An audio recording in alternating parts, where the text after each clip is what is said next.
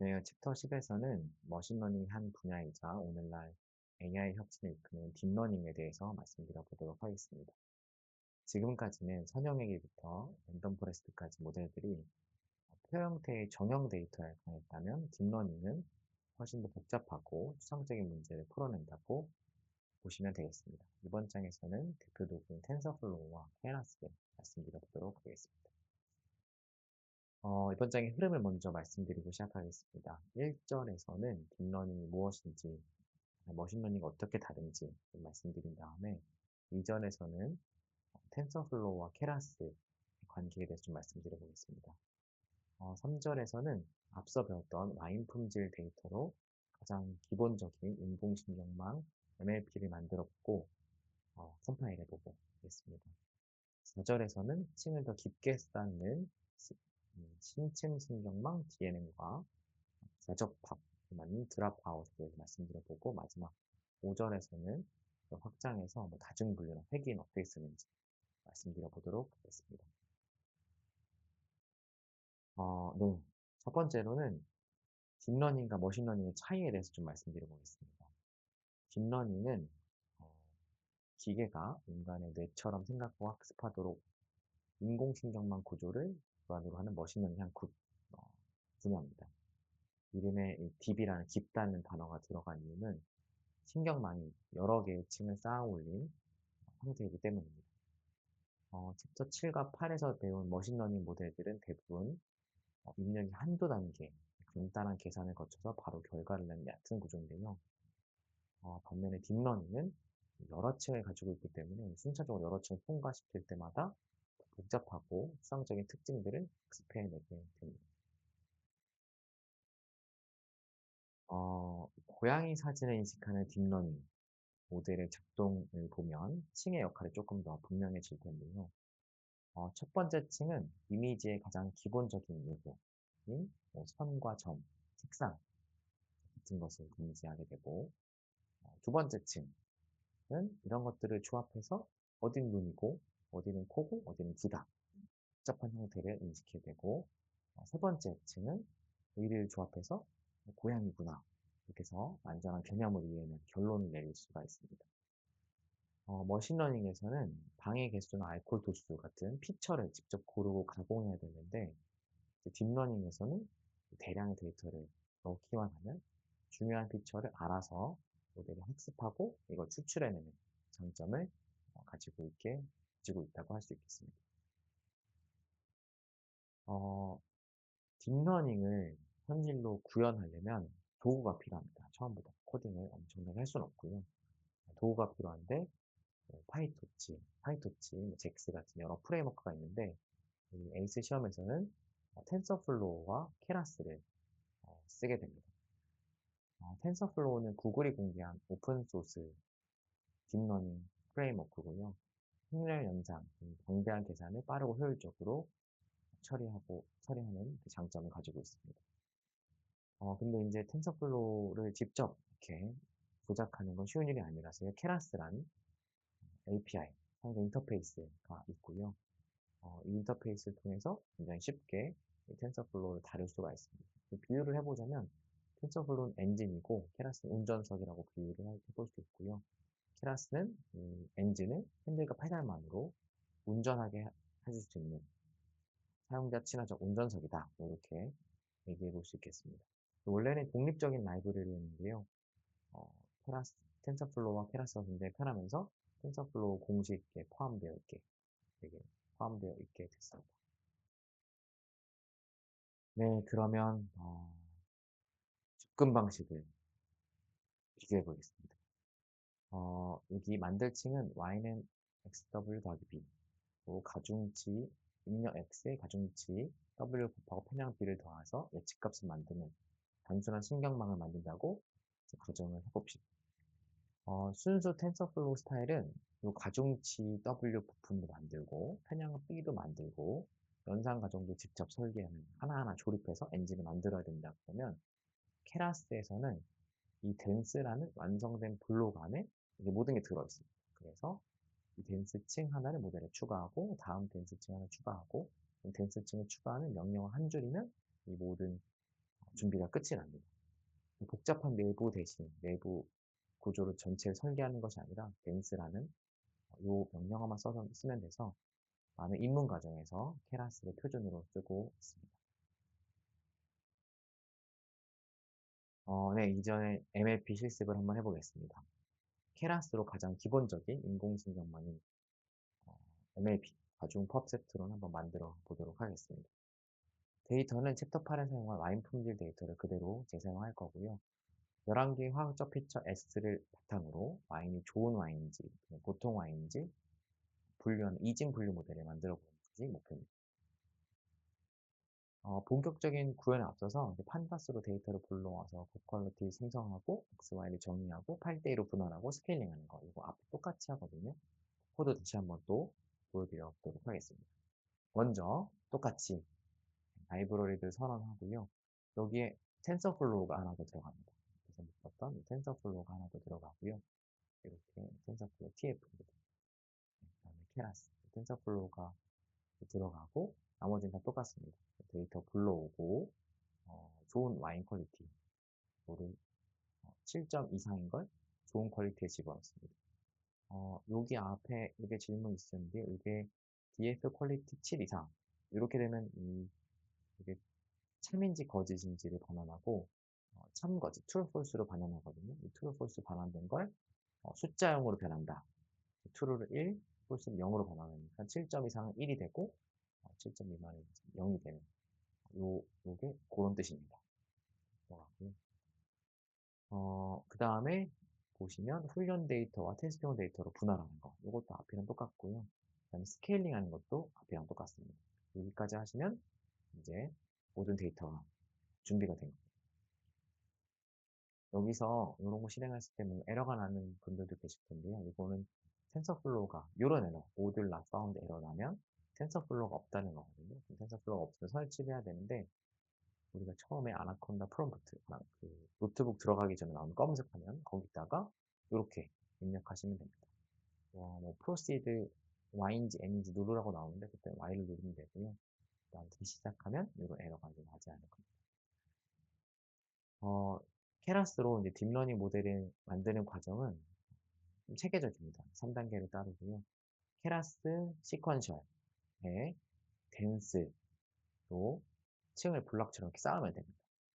2단계는 컴파일로 학습 전략을 설정하는 겁니다. 어떤 길로 갈지 정한 옵티마이저, 그다음에 얼마나 잘못된지를 세는 손실함수 로스, 그 다음에 어떤 점수를 기록할지 평가 점수, 그 매트릭을 정하면 되고요. 마지막에는 학습을 실행하면 됩니다. fit 하면 됩니다. 여기서 에포크만큼 반복 학습을 시키게 됩니다. 이렇게 세 가지로 모델 구조 설계하고 학습 방법 설정하고 학습 실행하는 세 단계를 거치면 됩니다. 단계별로 이제 말씀을 드려볼 텐데요. 시퀀셜입니다. 시퀀셜은 숫자 그대로 순차적으로 순차 시퀀셜 모델을 시퀀셜을 이렇게 쓰시면 되고요. 말 그대로 댄스를 아래에서 레고 블럭 아래에서 위로 쌓아 올리듯이 댄스를 차곡차곡 이제 해서 쌓아 올리면 됩니다. 댄스는 이제 밀집되다 뭐 이런 뜻이잖아요. 밀집되다 말처럼 이전 층의 모든 뉴런과 다음 층의 모든 뉴런이 빽빽하게 연결된 가장 기본적인 층이라고 보시면 되겠고요. 여기 보시면 첫 번째 층입니다. 첫 번째 층은 이제 32개 뉴런으로 만들고 활성화 함수는 이 렐로를 쓰겠다. 이렇게 하고 그다음 피처 개수 11개다. 이렇게 됩니다. 여기 렐로는 엄청 간단한 활성화 함수고요. 음수면 다 없어지는 거고 양수만 출력하는 그 함수입니다. 피처는 11개다. 11개다. 이렇게 나눠주는 간단한 함수고요.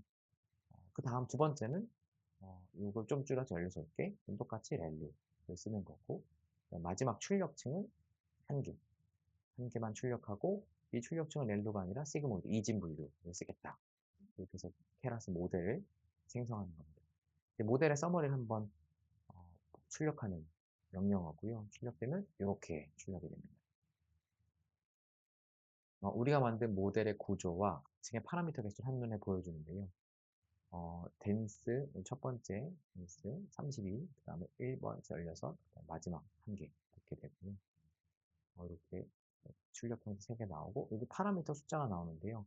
파라미터 첫 층에는 384개, 두 번째 층에는 528개, 세 번째 층에는 17개 해서 총 929개의 파라미터를 쓰게 됩니다. 파라미터가 뭐냐면 좌중치 W, 편향 B 같은 모델이 학습 과정에서 조정해야 되는 값의 개수가 됩니다. 층을 어떻게 쌓은지에 따라서 이 파라미터의 수가 좀 달라지게 되고요. 서머리를 하면 이 파라미터의 수를 확인할 수가 있게 됩니다. 여기서 잠깐 말씀을 드렸는데요. 다시 한번 좀 말씀드리면, 여기 덴세 파라미터입니다. 유닛, 그 다음에 인풋, 쉐이프, 액티베이션 이런 건데요.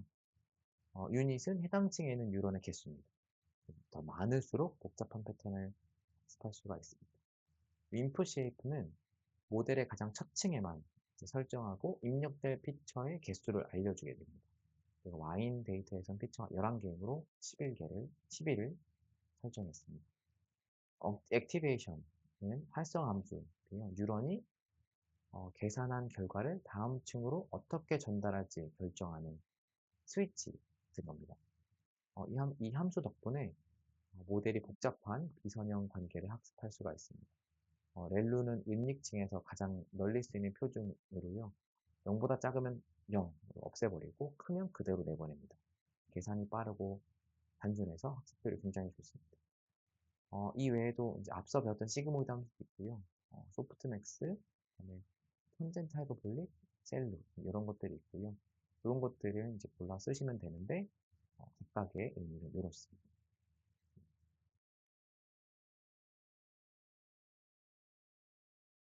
컴파일 2단계는 컴파일인데요.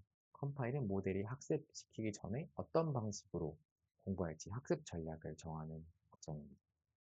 옵티마이저는 아담, 그래서 모델이 옵차로부터 어떻게 배울 것이냐 결정하는 방식인데요. 대부분 아담을 씁니다. 아담 하시면 되고요. 어, 이 성능이 안정적이고 좋은 성능을 보이는 옵티마이저. 그 다음에 로스는 바이너리 크로스 엔트로피. 이중 분리니까요. 이중 분리 오답 노트는 바이너리 크로스 엔트로피 쓰겠다. 이렇게 되고요. 그 다음에 매트릭스는 액큐러시. 이 학습 과정을 우리가 모니터링을 쉽게 한 성적표를 보여주는 거고 얼마나 정답을 잘 맞추는지 보여주는 겁니다. 요거는 이제 실행하면 아무 문구가 없고요. 설정이 끝났습니다. 여기 확인하면 됩니다. 프린트해서 확인하면 됩니다. 마지막은 이제 에포크와 배치로 실제로 학습을 시작하는 겁니다. 핏입니다. 설정된 우리 학습 전략에 따라서 실제 공부를 시작하는 명령어입니다. 여기서 fit 하시면 되고요. 앞서 회계와 분류해서 fit하고 트레인 스케일 이렇게 집어넣는데 여기에는 에포크, 배치 사이즈, 밸리데이션 데이터 이렇게 세 가지가 들어가게 되고 에포크는 이제 몇 번 반복 학습할 것인가 여기서 20을 썼으니까 20번 풀어봐라. 전체 문제집 20번 반복 학습해 이렇게 되고요. 배치 사이즈는 32 그래서 데이터를 32개씩 나눠서 학습하고 고정치 업데이트했다 이런 얘기입니다. 이 값이 작으면 데이터를 하나씩 나눈다. 계속 엄청나게 세밀한 학습하지만 이렇게 되면 굉장히 오래 걸리게 되고요. 이 값이 크다. 그러면 굉장히 빠르지만 세밀함이 떨어질 수가 있습니다. 이 값은 일반적으로 32, 64, 128 같은 이의 거듭 제곱으로 쓰게 됩니다. 밸리데이션 데이터는 요 이제 모델을 검증할 데이터고요. 우리가 앞서 분할해 놓은 데이터를 집어넣으면 됩니다. 실제로 실행을 하면 이렇게 로그가 나오는데요. 보시면 첫 번째 학습에서는 accuracy는 0.83, 로스는 0.5. 요 validation accuracy는 0.89, 로스는 0.4. 이게 우리 테스트 데이터 가지고 실제로 계산해 본 거. 요 값의 차이가 이제 우리 모델의 정확도가 되겠죠. 보시면 점점점 실행할수록 accuracy는 점점 높아지고 로스는 점점점 줄어듭니다. 그리고 우리가 테스트한 것도 이제 validation accuracy 이렇게 돼 있고 로스는 이렇게 되는데 그거 갖고 그 차이가 점점 이제 줄면 되겠습니다.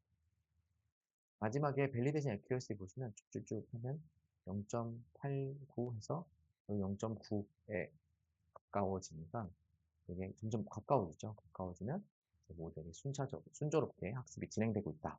이렇게 외치면 되겠습니다. 학습이 완료된 딥러닝 모델로 한 번도 본 적 없는 데이터를 한번 예측해 볼 수도 있겠습니다. 한 가지 여기서 중요한 점은 마지막 층인 시그모이드 함수로 쓰는데요. 모델 프리딕트가 0, 1라는 최종 결론이 아니라 좋은 아닌 확률 나타내는 0과 1 이렇게 나타내야 되니까 시그모이드를 쓰게 되고요. 시그모 따라서 시그모이드 함수가 0.5로 반환하면 0.5 기준으로 크면 1, 작으면 0로 만든 후처리 과정이 좀 필요하거든요. 그게 이제 이겁니다. 후처리 과정. 0.5도 크면 1이 되고 작으면 0이 되고 0.5도 크니까 좋은 y는 1이 되고 0.5 작은 보통 y는 0이 되는 후처리 과정이 필요하게 됩니다. 그 다음에 이제 비교, 앞서 우리 구민 획이나 분류해서 비교한 건 똑같이 이제 비교를 하면 되고요. 비교한 결과는 이렇게 나옵니다. 회귀와 분류 모델과 똑같은 비교가 되겠죠.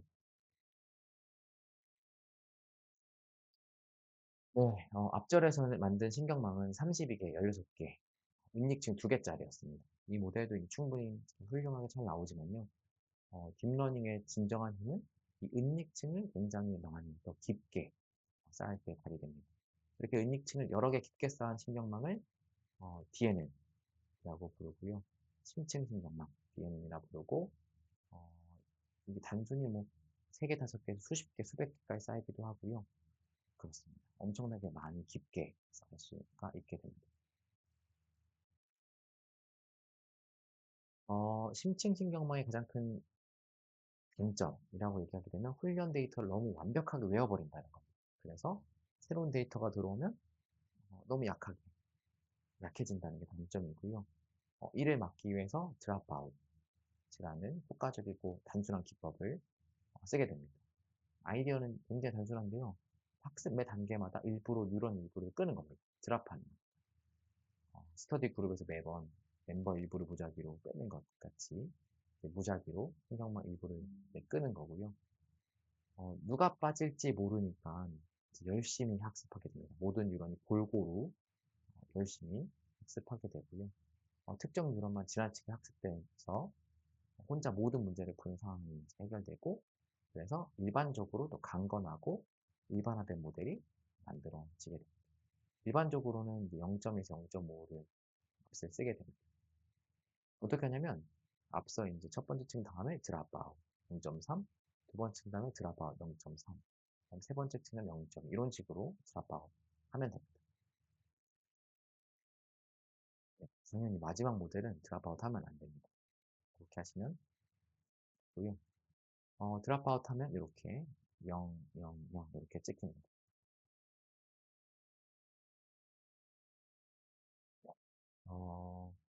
모델의 컴파일과 학습은 기존과 동일합니다. 보시면 DNN 학습은 동일한데요. 옵티마이저 아담, 퍼센트로피 쓰고 에큐러시 그 다음에 이렇게 하면 되고요. 결과도 이제 이렇게 똑같이 에큐러시, 로스, 밸리데이션, 밸류 로스, 밸리데이션, 에큐러시, 밸리데이션, 로스 이렇게 나오게 됩니다. 드랍아웃이 들어가서 더 잘 학습이 된다. 결적합이 잘 억제된다. 이렇게 이해하시면 되겠습니다. 어, 그러면은 은닉층의 개수, 뉴런 횟수 어떻게 정해야 되나? 정답은 없습니다. 이게 이제 정답이 없는 이런 것들이 사람이 직접 설정해야 되는 하이퍼 파라미터라고 할 수 있고요. 라고 부르고요. 하이퍼 파라미터는 튜닝 기법을 통해서 최적의 값을 찾아가는 과정이 좀 필요합니다. 다만 일반적인 이제 가이드라인이 있는데요. 은닉층의 뉴런 수는 128, 64, 32, 16처럼 점차 줄여나가는 게 일반적이고 층이 너무 깊으면 학습이 어려워질 수도 있으니까 정형 데이터, 우리 같은 정형 데이터는 뭐 2개, 5개 정도는 충분하다. 이렇게 되고, 드랍아웃 비율은 보통 0.에서 0.5 정도 쓰게 됩니다. 대적합이 심하면 드랍아웃 비율 높이면 되고, 학습이 잘 안 되면 드랍아웃 비율 좀 낮추면 됩니다. 현실의 문제는 우리가 지금 보였던 와인 이진 분류처럼 이진 분류만 있는 건 아닙니다. 와인 등급을 상중하, 3개로 나눌 수도 있고, 챕터 7에 우리 의료비 한 것처럼 연속적인 숫자를 예측하는 회귀 문제도 있을 수 있습니다. 좋은 소식은 케라스에서는 거의 똑같습니다. 모든 문제를 이렇게 똑같이 쓰는데, 이렇게 요것만 바꿔주면 됩니다. 출력층 액티베이션만 좀 바꿔주면 되고, 로스 함수만 좀 바꿔주면 되고, 출력 뉴런수 이렇게 바꿔주면 돼요. 코드만 좀 보여드리면, 보시면 이렇게 상중하로 됐다. 그러면 이 출력층을 방금은 시그모이드 함수였는데 소프트맥스 바꿔주면 되고, 컴파일은 이렇게 스파스 카테고리컬 크로스 엔트로피 요걸 바꿔주면 됩니다. 원래는 아까 이진 분류는 바이너리 크로스 엔트로피였거든요. 이거를 스파스 카테고리컬 크로스 엔트로피 이렇게 바꿔주면 됩니다. 이렇게 바꿔주면 되고, 여기서는 소프트맥스 결과에서는 가장 높은 확률의 클래스 선택하는 요거를 해주면 결과는 똑같습니다. 이렇게 상중하. 나머지 똑같습니다. 회귀 문제 똑같습니다. 요 조금만 바꾸면 되고요. 회귀 문제는 이렇게 데인스 유닛 1 이렇게 활성함수 없애면 됩니다. 숫자 그대로 출력하면 되니까요. 여기 컴파일에서는 옵티마이저 똑같은데 로스 함수를 MSE 민스케어 에러를 쓰면 되고, 매트릭은 이렇게 MA를 쓰면 됩니다. 평균 절대 오차를 사용하면 되겠습니다. 네, 테스트데이터 이렇게 똑같이 쓰면 되고요. 결과적으로 예측 고객, 실제 고객 실행 결과는 이렇게 나오게 됩니다. 그래서 아까 분류 문제나 회귀 문제나 거의 똑같은 코드에 요거 조금씩만 바꿔주면 문제는 어떻게 하면 분류, 어떻게 하면 회귀 이렇게 잘하게 됩니다. 그런 일관성이 케라스를 쓰는 가장 큰 장점이라고 할 수 있겠습니다. 네, 챕터 10을 정리하겠습니다. 챕터 10에서는 머신러닝 한계를 넘어서 딥러닝으로 딥러닝이 조금 넘어봤습니다. 딥러닝은 인공신경망을 기반으로 층을 깊게 쌓아 올린 깊게 쌓아 올려서 데이터의 특징을 스스로 학습하는 겁니다. 스스로 학습한다는 점에서 기존에 우리가 불리언 회귀 문제에서 우리가 직접 피처를 가공하고 뭐 이렇게 했는데요. 여기서는 피처를 가공하지 않고 자기가 피처를 골라내고 하게 됩니다. 강력한 엔진은 텐서플로우와 사용자 친화적 운전석 같은 케라스를 말씀드렸고요. 시퀀셜로 설계하고 컴파일로 전략을 정한 뒤 핏하는 3단계를 배워봤습니다. 그 다음에 은닉층을 깊게 쌓는 DNN 배웠고, 과적 팝을 막기 위해서 드랍아웃을 좀 써야 된다. 이것까지 말씀드렸습니다. 마지막으로 출력층과 손실함수 정도만 바꾸면 분류 문제에서 회귀 문제, 다중 분류 문제까지 풀 수 있다. 이것까지 보여드렸습니다. 네, 고생 많으셨습니다. 감사합니다.